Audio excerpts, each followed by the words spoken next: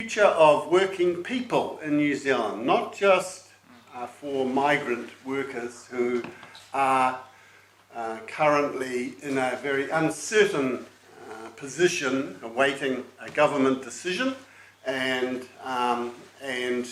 hoping that we can, through the decisions we do make over the next weeks and months, fix some of the long-standing problems that have existed and continue to exist in the labour market in New Zealand.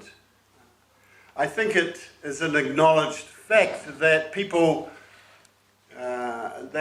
recognise that the New Zealand economy became over-dependent on pre-COVID. The New Zealand economy became over-dependent on workers who were in a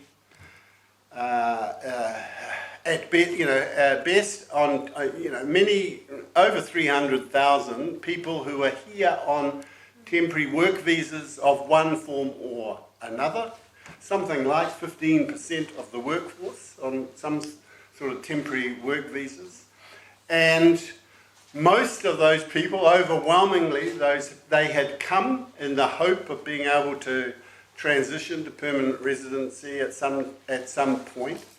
But the gap between the numbers arriving and the ability to transition to permanent residency just got wider and wider and wider. There was having a large sector of the workforce reliant on people on temporary visas also subjected many of those people to forms of exploitation that are unacceptable in New Zealand. And because their visas were dependent on employers who they hoped to sponsor them for permanent residence, so they were willing to forego many of their rights in order to get the help of their sponsor. But often the sponsors pushed their wages and conditions below those legal minimums, and it opened the door to forms of exploitation that shouldn't exist in New Zealand at all. In addition, I think partly having a large workforce, a large percentage of the workforce reliant on people working on temporary visas, also opened up the route to people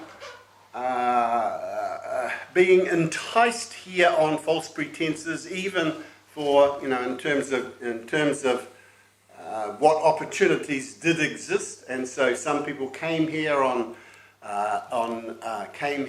tourist visas and were told they could transition to a work visa, or they came here on work visas, were told wages were much more than they actually ever got paid, and therefore were forced to become overstayers, as it felt they had to overstay their visas in order to pay back the debts that they had accumulated. And I think there is a collective responsibility for that situation. It's not an individual responsibility for those people who have been forced into the illegal status they are. That is why the essence of our petition campaign is to transition to residency all those who had been promised that opportunity in the past, because we cannot replace them.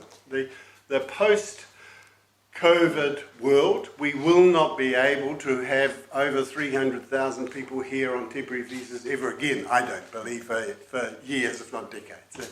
The world will not be recovering from this pandemic. The world is getting, the pandemic is getting worse in large parts of the globe, not better, even with the vaccines that are available. So it'll be many years before,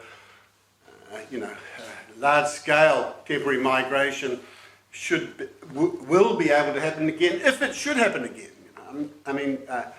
In my view, if we require people, then recycling people on temporary visas doesn't make sense to me. It just opens the road to exploitation. If we need people, everyone should have a pathway to residency after fulfilling certain basic obligations. But We can't replace the ones who are here. It makes no sense to be deporting them, in my view, whether they have overstayed their visa or not, but in particular those who have been falsely promised a route to residency in the past. They've paid tens or hundreds of thousands of dollars to educational institutions as part of their getting their, they've studied at university, they've done postgraduate degrees, they've taken jobs in the labour market. Many of them have children born here. Some of them have been here for a decade or more. It makes no sense to be sending these people home. And so we are appealing to the government to create a pathways to residency and an amnesty program so people can stay. We think this is it's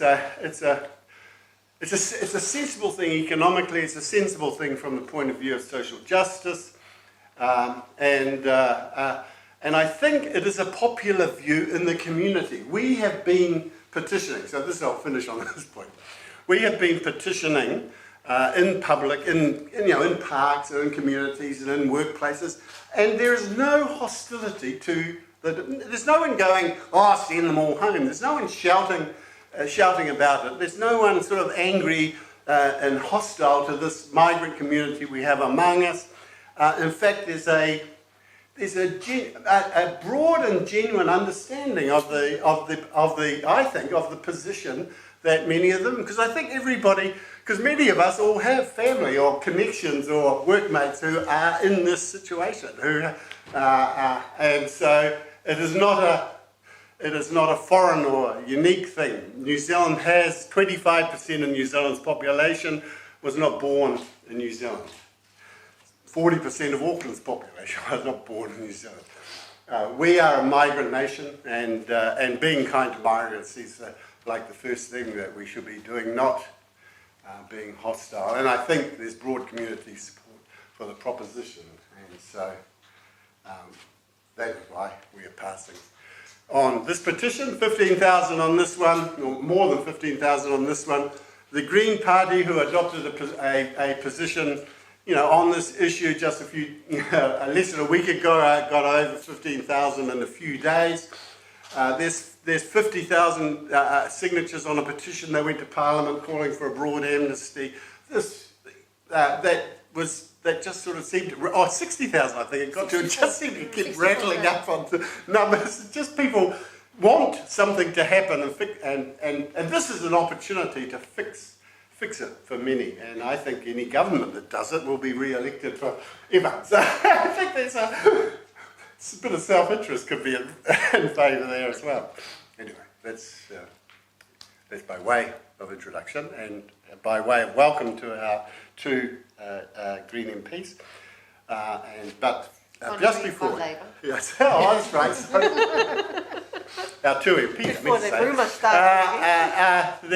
Yes, and both have been, and I want to say also, both have been good friends of Unite over a very long time, and really appreciate their presence. So, before she became an MP, she was, when she was a union leader, but then after she was an MP, she was always on the Unite picket lines at the cinemas or wherever else we were having one when we were in the blue. So it was before becoming part of the government. So it's great to have her here. And Ricardo, of course, has been a good ally and friend of Unite through the campaigns against poverty over many years, and also as a MP. We seem to be crossing each other's path every week over the last few months. So again, very much a warm welcome for them to be here today. Thank you.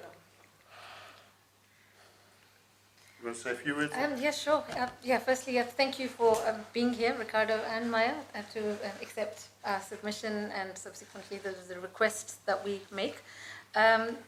I think Mike has touched on most of the issues that migrants face, and definitely there is a widespread interest and migrant communities themselves organizing to make these requests.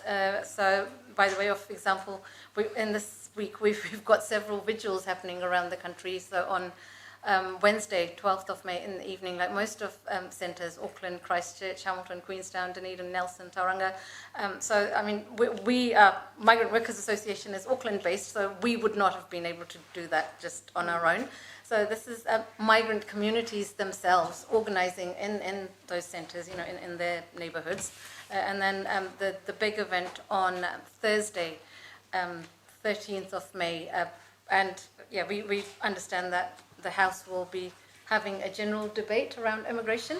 And again, you know, that we see that as a positive step, hopefully a beginnings of something more worthwhile for migrants who remain from one temporary to next temporary visa, and you know, for that ultimate goal of residence. So we hope it's a beginning of something positive and constructive. Yeah, and in terms of support, both of you have been very, very supportive of the migrant issues and migrant cause.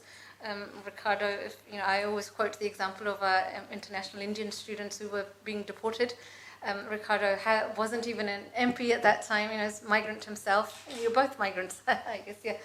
So, yeah, from that perspective, yeah, we've always had support from you both, and we look forward continuation of that support for the migrant issues and for the migrant causes. So, thank you. Thank you. Right. What's next? Ricardo, would you like to respond? Yeah, kia ora. Just wondering if you wanted to maybe say a few words first. But yeah, look, kia ora korua, and thank you for the introduction and presenting the petition for Pathways to Residency.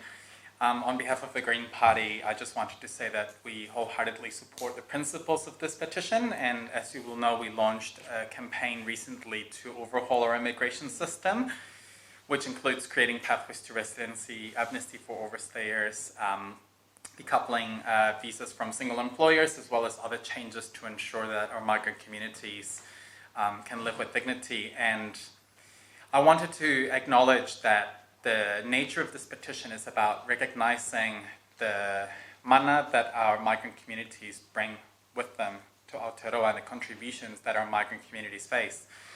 And to me, it's about also, as a government allied party, about ensuring that we live to the rhetoric of kindness and economic justice. We've recently seen stories that I find extremely concerning of migrant workers in the construction industry being deported, sent to prison, and you know, before an investigation into exploitation is fully carried. And just a couple of days ago, we found out about a similar situation with migrant workers who had overstayed their visas working at a kainga ora site, which to me is the antithesis of us fixing the housing crisis in a way that upholds workers' rights, in a way that upholds the well-being of our communities.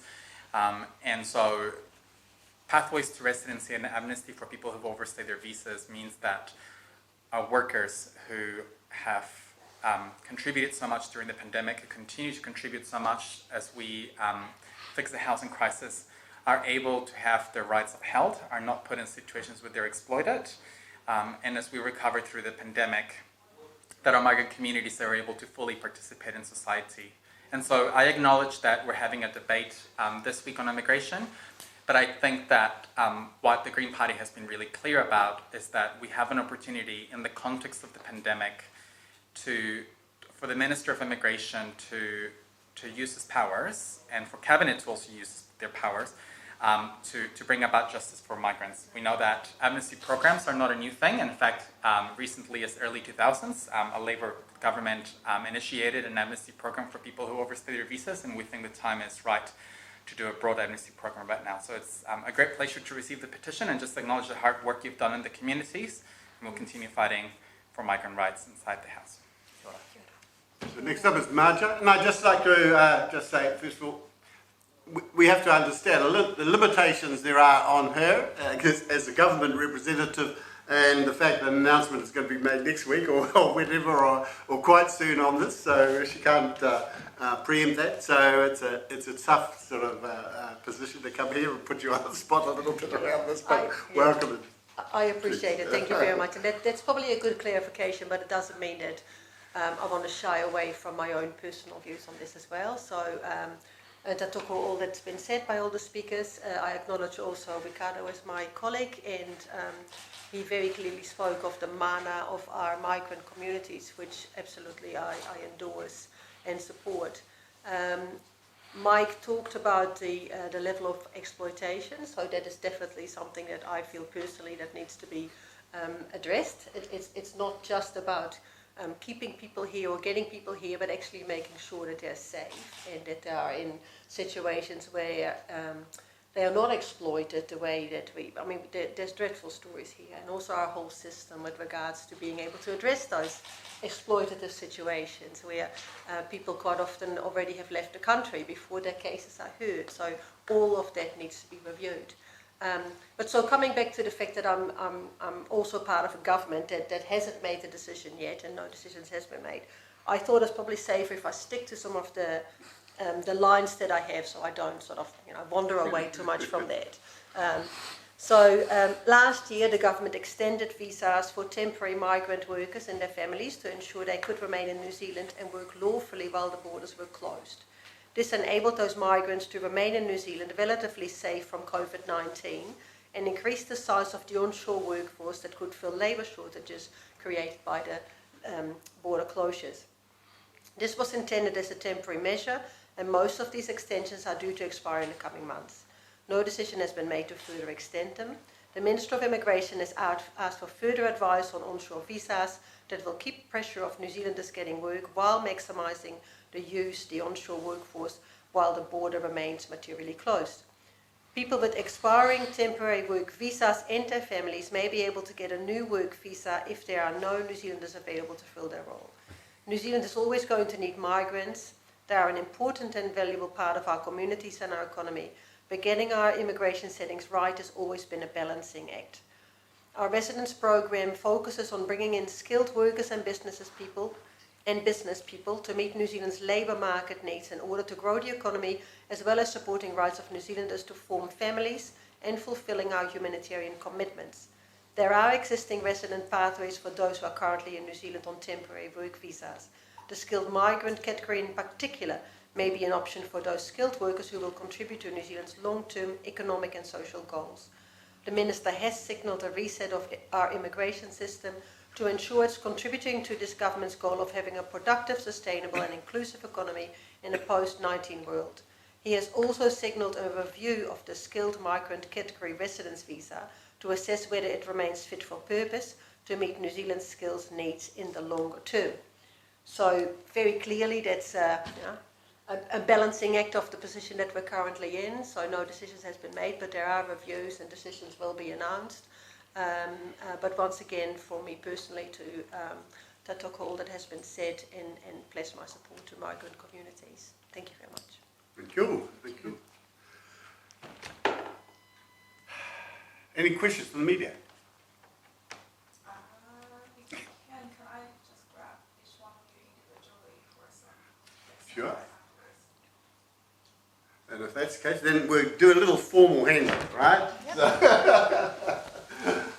So come in the front with me. And, Good. Let's do that. I'll try and get a picture of it as well. Yes. Get somebody to take a picture of it.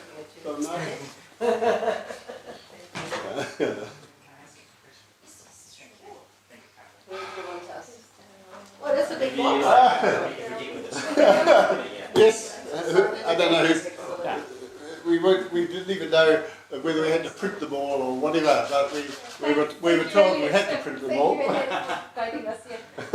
did have to print them all and get ready, but yes. So on behalf of the 15 or 17,000 people who have signed the petition, please pass it on to your colleagues in Wellington, and hopefully there will be some movement in this area. Thank you. That is.